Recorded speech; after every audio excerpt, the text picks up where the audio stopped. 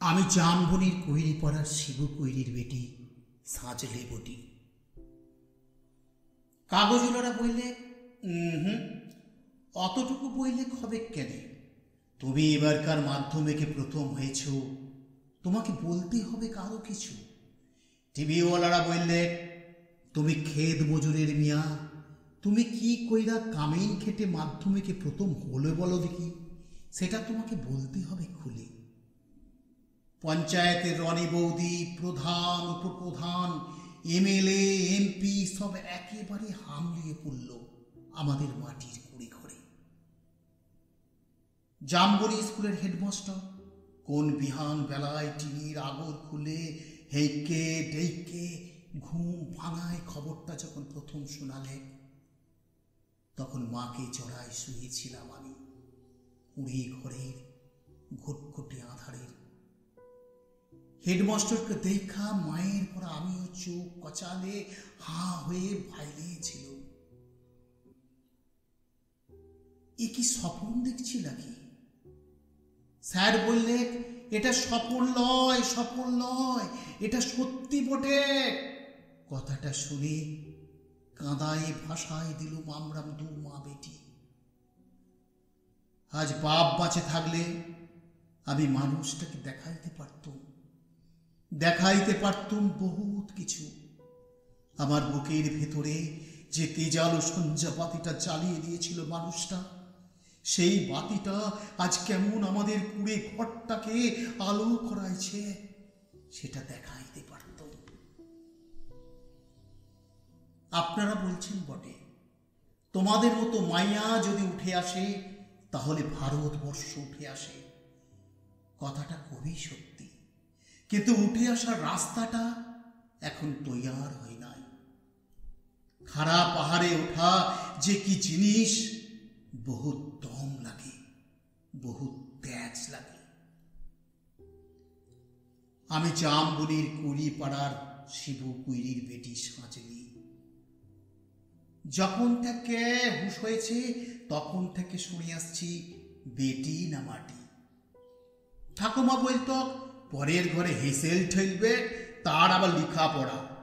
গাঁয়ের বাবুরা বলত, তুই কৈরি পাড়া পিটি ছিলা, তোর কামেন খাটা ছাড়া গতি কি? বাপ বলত, দেখ সাঁচলি, মন খারাপ করলি তো হেরে গেলি।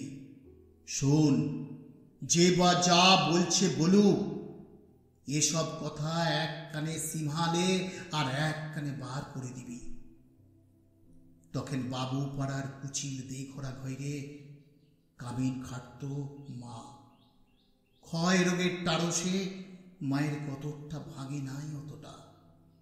মাঝে মধ্যে জ্বর টর আসত বটে। জ্বর আইলে মা চুপচাপ একনাতে তালায় পেতে শুয়ে থাকত।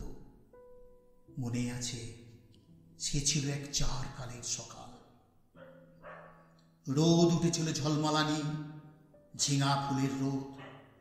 আমি সে রোদে পিঠ দিয়া গা ধুলাই পড়ছিলাম ইতিহাস, ক্লাস 7-এর ইতিহাস, সামন্ত রাজার ইতিহাস। দেঘরা গেন্নি লোক পাঠাইছিল বার কত।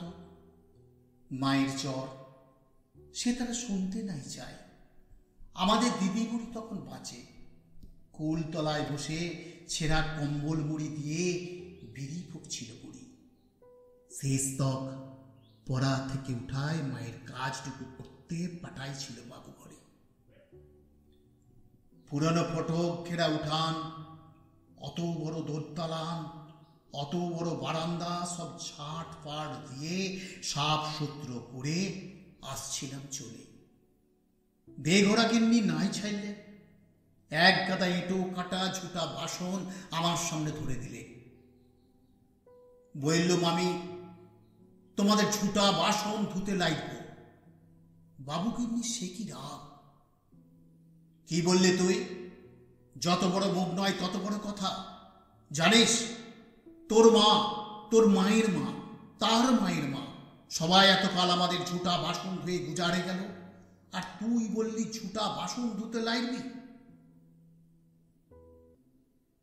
বললুম, হ্যাঁ, আমি তোমাদের ঝুটা বাসন ধুতে লাগব। তোমরা লোক দেখে লাউগা। আমি চললুম। কথাটা বলে গটগট গটগট করে বাবুগিন্নির মুখের সামনে আমি বেড়াই চলে এলাম। তা বাদে সে লিয়ে কি কাণ্ড, কি ঝামেলা। বেলা ডুবলে মাহাতোদের ধান কাইটে বাপ ঘরে ফিরে আইলে 2 পাতা লেখাপড়া করা লাতনির ছোট মুখে বড় থুতির কথা 7 কাহন করে বলেছিল দিদি বুড়ি। মা কোনো রাগ আহে নাই। আঘান মাসের সন্ধ্যা বেলা এগনাতে আগুন জেলে গা হাত পা সেঁকছিল মা। এক মাথা ঝাঁকড়া চুল ঝাঁকানো বাপের পেটানো পাথরের মুখটা ঝলসে উঠেছিল আগুনের মাঝে। আমি বাপের অমন চেহারা কোনোদিন দেখি নাই। বাপ সেদিন মা আর দিদি বুড়ির সম্মুখে আমাকে কাছে দেখে মাথায় হাত বুলায় গমগমা গলায় বলেছিল, যা করেছিস বেশ করেছিস। শোন সাজলি, তোর মা, তোর মায়ের মা, তার মায়ের মা সবাই করেছে কামেনগিরি বাবুদের ঘরে। গতর খাটায় খেয়েছে, তাতে হয়েছেটা কি? ই কথা মনে রাখবি সাজলি, তুই কিন্তু কামিন হওয়ার লাগে জন্মাস নাই। যত বড় লাট সাহেবই হোক না কেনে, কারুর কাছে মাথা নোয়ায় নিজের তেজ বিকবি নাই। এই তেজটুকুর লেগেই লেখাপড়া শিখাইছি তোকে, না হলে আমাদের মতো হাতে মানুষের ঘরে আর আছেটা কি? আমি জামবনির কৈরি পাড়ার শিবু কৈরির বেটি সাজলি। কবেকার সেই ক্লাস 7-এর কথা ভাবতে যেয়ে কাগজওয়ালারা টিভিওয়ালাদের সামনে কি যে বলি। তাল পাতার রদ দিয়ে ঘেরা গোবরলতার একনাতে লোকে লোকাকার, তার মাঝে বাঁশি বাজায় জিপ গাড়িতে চেপে আগু পিছু পুলিশ নিয়ে মন্ত্রী আইলেক ছুটে। কোথায় সাজলি কইরি, কোথায়? বলতে বলতে বন্দুকধারী পুলিশ নিয়ে সোজা আমাদের মাটির কুড়ে ঘরে। মাস্টার বললে, প্রণাম কর সাজলি, প্রণাম কর। মন্ত্রী তখন পিঠ চাপড়ায় বললে, তুমি কামিন কেটে মাধ্যমিকে প্রথম হয়েছ, তাই তোমাকে দেখতে আইলাম। সত্যি সত্যিই বড় গরিব অবস্থা বটে। তোমাদের মতো মেয়েরা যাতে উঠে আসে তার লাগেই তো আমাদের পার্টি, তার লাগেই তো আমাদের সরকার। এই নাও, এই নাও 10,000 টাকার চেক একটা নাও। আমরা তোমায় আরো ফুল দিব, সম্বর্ধনা দিব, আরো দেদার টাকা তুলে দেব। এই টিভির লোকেরা, কাগজের লোকেরা, কারা কোথায় আছেন? এদিকে আসেন, এদিকে আসেন। তখনই ছোট বড় কত রকমের সব ঝলসে উঠল ক্যামেরা, ঝলসে উঠল মন্ত্রীর মুখ। না না না না না, মন্ত্রীর মুখ লয়, মন্ত্রীর মুখ লয়, ঝলসে উঠল আমার বাপের মুখ, গনগনা আগুনের পাড়া আগুন মানুষের মুখ। আমি তখনই বলে উঠলুম, না না না না, এই টাকা আমার নাই লাগবে। আর আপনারা আমাকে ফুল দিবে, সম্বর্ধনা দিবে, তাও আমার নাই লাগবে। মন্ত্রী তখন ঢোক গেললেন। গাঁয়ের তখন সেই দে ঘোড়া গিন্নির বড় বেটা, সেই এখন পার্টির বড় নেতা। ভেট ঠেইলে সে এসে বললে, কেনে কি হয়েছিল সাজলি? তুই তো আমাদের ঘরের কামিন ছিলি, বল তোর কি কি লাগবে, বল বল তোর কি কি লাগবে, খালি খুলে বল। আমি বললাম, আমাদের পাড়ার শয়ে শয়ে আরো অনেক সাজলি আছে, আরো শিবু কুড়ির বেটি আছে।